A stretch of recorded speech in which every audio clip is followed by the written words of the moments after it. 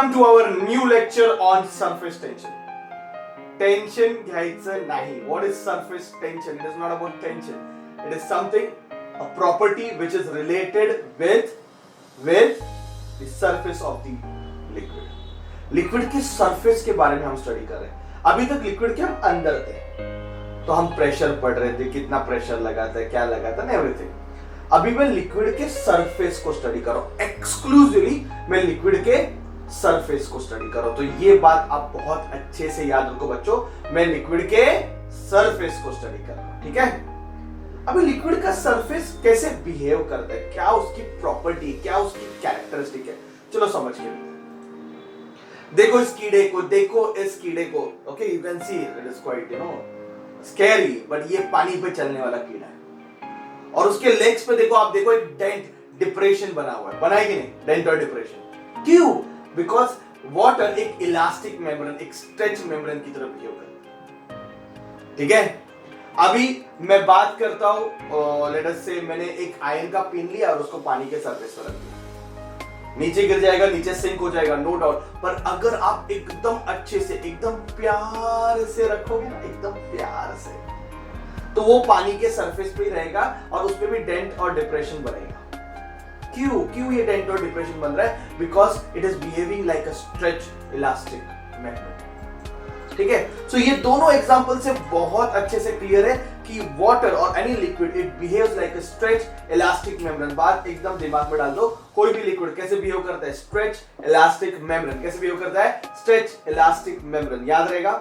चलो और एग्जांपल लेते हैं. पानी जो गिरता है, ओके, ड्रॉप के फॉर्म में है ना, पानी, water drops you can see, spherical shape में रहता है. क्यों? क्योंकि स्फीयर का एरिया कम है. स्फीयर का एरिया कम रहता है और लिक्विड क्या करता है? ट्राई करता है कि एरिया कम हो जाए. Liquid tries to minimize the surface area. Liquid try to minimize the surface area. ये बात आप दिमाग में डाल दो. कोई भी ड्रॉपलेट देखो, ये वाले ड्रॉपलेट देखो, इसमें भी एरिया मिनिमम है. स्फीयर है ना यार. स्फीयर मतलब it try to minimize its area. ये बात निकाल दो, दिमाग में रख दो, सॉरी, कि it try to minimize its surface area. Liquid हमेशा ट्राई करते हैं कि भाई सरफेस एरिया कम हो जाए.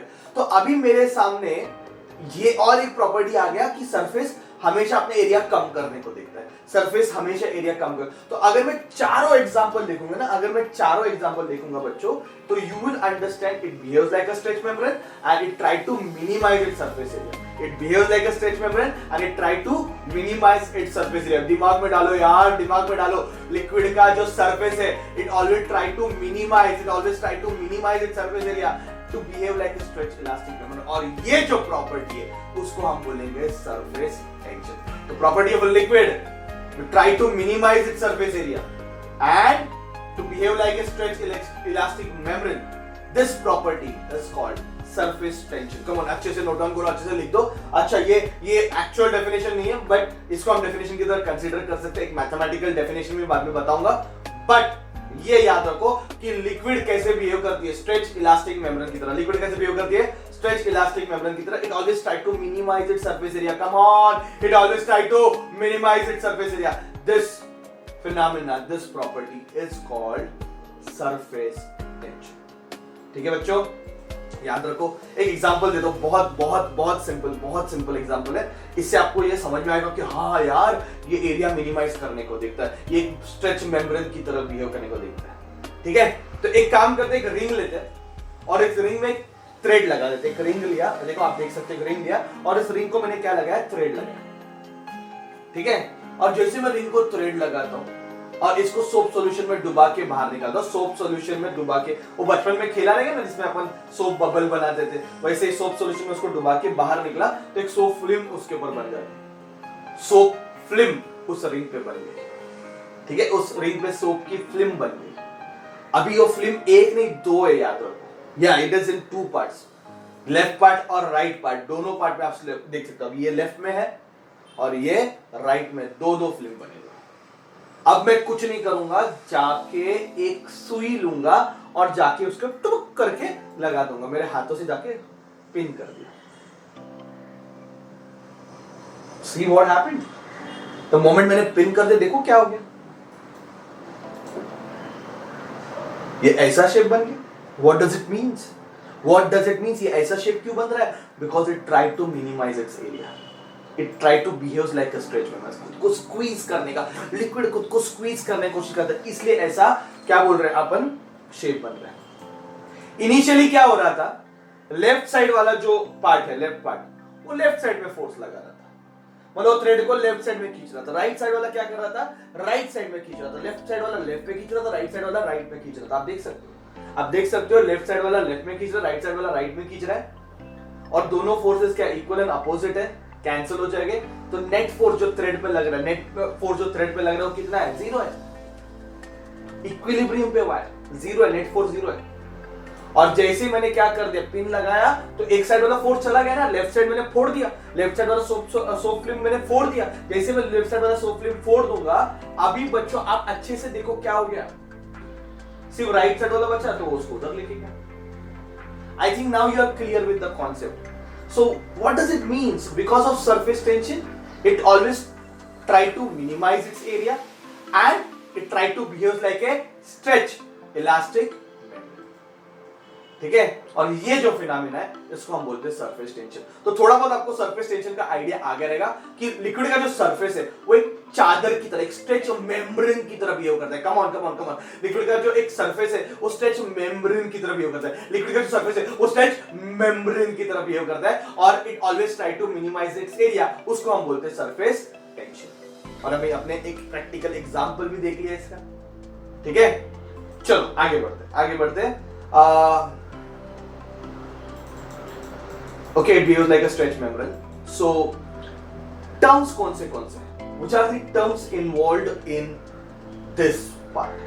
क्योंकि हर चैप्टर में हमने देखा है कि टर्म्स होते हैं, तो सरफेस टेंशन पे कुछ टर्म्स समझ के लेने बहुत इंपॉर्टेंट है.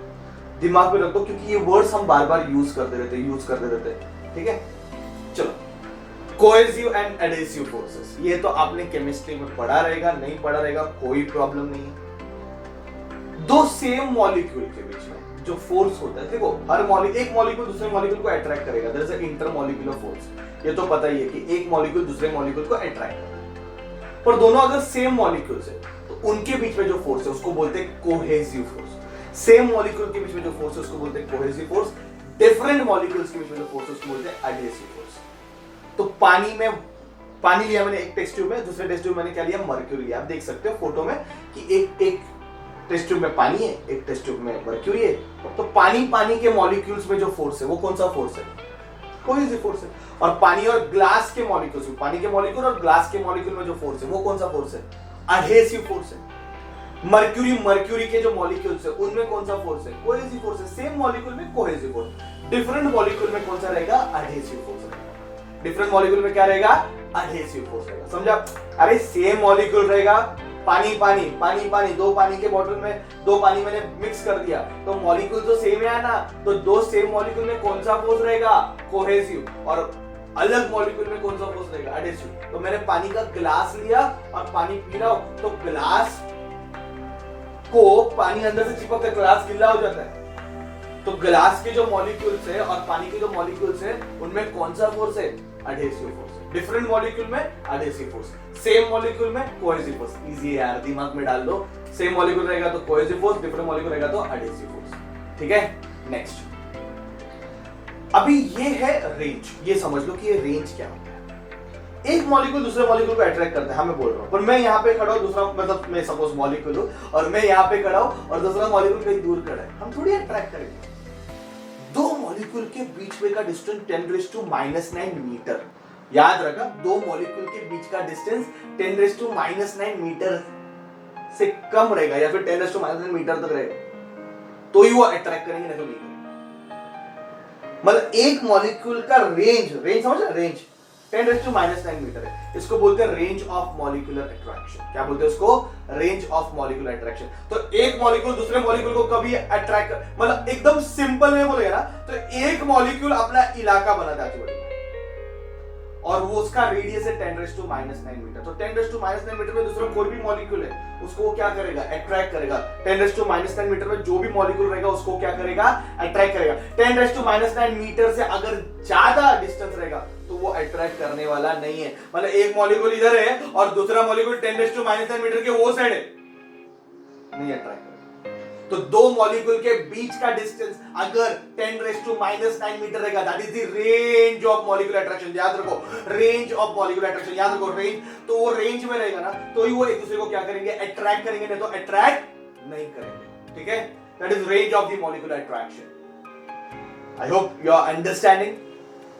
ठीक है, अब एक काम कर देता हूं, एक सिंपल सा काम करता हूं। स्फीयर ऑफ इन्फ्लुएंस, इलाका, उसने अपने आजू बाजू में जो इलाका बना है, स्फीयर बना है, उस इलाके में कोई भी आएगा उसको अट्रैक्ट करेगा, that is sphere of influence. अपने लैंग्वेज में स्फीयर ऑफ इन्फ्लुएंस मतलब एक इलाका बनाते हैं, एक आजू बाजू में स्फीयर बनाते हैं, तो वो इलाके का रेडियस कितना होना चाहिए, 10⁻⁹ मीटर, क्योंकि उसके आगे रहेगा तो वो अट्रैक्ट कर ही नहीं गया। तो अगर ये मॉलिक्यूल है और अगर इस मॉलिक्यूल के अराउंड में एक इमेजिनरी सिलेंडर ड्रॉ कर, सॉरी स्फीयर ड्रॉ कर रहा हूं, एक इमेजिनरी स्फीयर ड्रॉ करा, इस मॉलिक्यूल के अराउंड मैंने एक इमेजिनरी स्फीयर ड्रॉ किया और उस स्फीयर का रेडियस मैंने रेंज ऑफ मॉलिक्यूल कर दिया, दैट इज 10⁻⁹ मीटर, और मैंने ऐसे ड्रॉ किया, तो इस स्फीयर को हम बोलेंगे स्फीयर ऑफ इन्फ्लुएंस। तो याद रखो, स्फीयर ऑफ इन्फ्लुएंस मतलब एक मॉलिक्यूल अपने आजू बाजू में, एक मॉलिक्यूल अपने आजू बाजू में अपना एक इलाका बनाता है, अपना एक स्फीयर ऑफ इन्फ्लुएंस बनाता है। नाम से पता चलता है स्फीयर ऑफ इन्फ्लुएंस, मतलब उसमें अगर कोई दूसरा मॉलिक्यूल आएगा तो उसको क्या कर लेगा, वो अट्रैक्ट कर लेगा, और इस स्फीयर के बाहर अगर कोई मॉलिक्यूल है उसको अट्रैक्ट करेगा नहीं, क्योंकि उसकी रेंज सिर्फ 10⁻⁹ मीटर ही है। चेक करो अच्छे से, उसकी रेंज कितनी है, 10⁻⁹ मीटर, उसके आगे वो अट्रैक्ट नहीं करेगा। I hope you are understanding. ठीक है, स्फीयर ऑफ इन्फ्लुएंस है। अभी लास्ट डेफिनेशन पे बात करते हैं। एक ग्लास देखो और ग्लास का टॉप का सरफेस देखो, टॉप ऊपर वाला, तो ऊपर वाले जो मॉलिक्यूल्स है वो एयर के साथ कांटेक्ट में, किसके साथ कांटेक्ट में, एयर के साथ। ठीक है, अभी ऊपर वाले मॉलिक्यूल जो एयर के साथ कांटेक्ट में, उससे 10⁻⁹ मीटर, 10⁻⁹ मीटर थिकनेस में जितने भी मॉलिक्यूल्स आएंगे वो बनाते हैं एक फिल्म, सरफेस पे थिन फिल्म बनाते हैं। ओके, तो ये जो है, ये top most layer of the surface जो है उसको फ्री सरफेस ऑफ लिक्विड बोलते हैं। क्या बोलते हैं उसको, फ्री, एकदम top most free surface of liquid. और उसके जो थिन लेयर जो रहेगी ना, उस लेयर को सरफेस की फिल्म बोलते हैं, और उसकी थिकनेस कितनी होनी चाहिए, 10⁻⁹ मीटर। मतलब ऊपर वाले जितने भी मॉलिक्यूल्स है वो सब क्या बनाते हैं, free surface of the liquid, और वो जो फिल्म बनती है उसकी थिकनेस कितनी थिक होनी चाहिए, ऊपर की फिल्म कितनी थिक होनी चाहिए, इतनी, तो भाई इतनी थिकनेस कितनी होनी चाहिए, 10⁻⁹ मीटर। वो सोप क्या बनाते हैं, फिल्म बनाते हैं। So if you see it very carefully you will understand कि ये जो ऊपर वाली थिकनेस है, ओके, वो मॉलिक्यूलर रेंज के साइज की, दैट इज 10⁻⁹ मीटर, उसको हम बोलते हैं दी सरफेस की film. Okay, thickness 10⁻⁹ meter, not more than, surface की फिल्म। ठीक है, याद रहेगा। कोहेसिव फोर्स, दो सेम मॉलिक्यूल के बीच में अगर फोर्स ऑफ अट्रैक्शन है, कोहेसिव फोर्स, दो डिफरेंट मॉलिक्यूल के बीच में फोर्स ऑफ अट्रैक्शन है, एडहेसिव फोर्स, एक मॉलिक्यूल दूसरे मॉलिक्यूल पे जो फोर्स लगाता है, that is 10⁻⁹ meter, that is the range of the molecular attraction. Range of molecular attraction 10⁻⁹ meter. उस रेंज को अगर मैं रेडियस लेता हूं, मॉलिक्यूल को सेंटर लेता हूं और एक स्फीयर बनाता हूं, that is sphere of influence, मतलब उसमें ही वो अपना फोर्स लगा पाएगा, फोर्स ऑफ अट्रैक्शन। पानी का जो टॉप का मॉलिक्यूल्स है, टॉप के सरफेस के, जो एयर के साथ कांटेक्ट में, वो फ्री सरफेस बनाते हैं, फ्री सरफेस ऑफ लिक्विड। तो फ्री सरफेस ऑफ लिक्विड में अगर 10⁻⁹ थिकनेस वाली एक अगर मैंने फिल्म कंसीडर की, रेंज, उसको हम बोलेंगे सरफेस फिल्म। तो ये सारे डेफिनेशन याद रखो, और एक इंपॉर्टेंट चीज याद रखो जो बहुत बहुत इंपॉर्टेंट है, कि लिक्विड का जो सरफेस है, always try to minimize its surface area, always try to behave like a stretch membrane. This phenomena is called surface tension. Hope you enjoyed the lecture, hope you understood the lecture. जो description में answers लिए वो आपको learn करने as it is लिखने exam में जाके। Overall idea मैंने आपको सारा बता दिया। Thank you very much.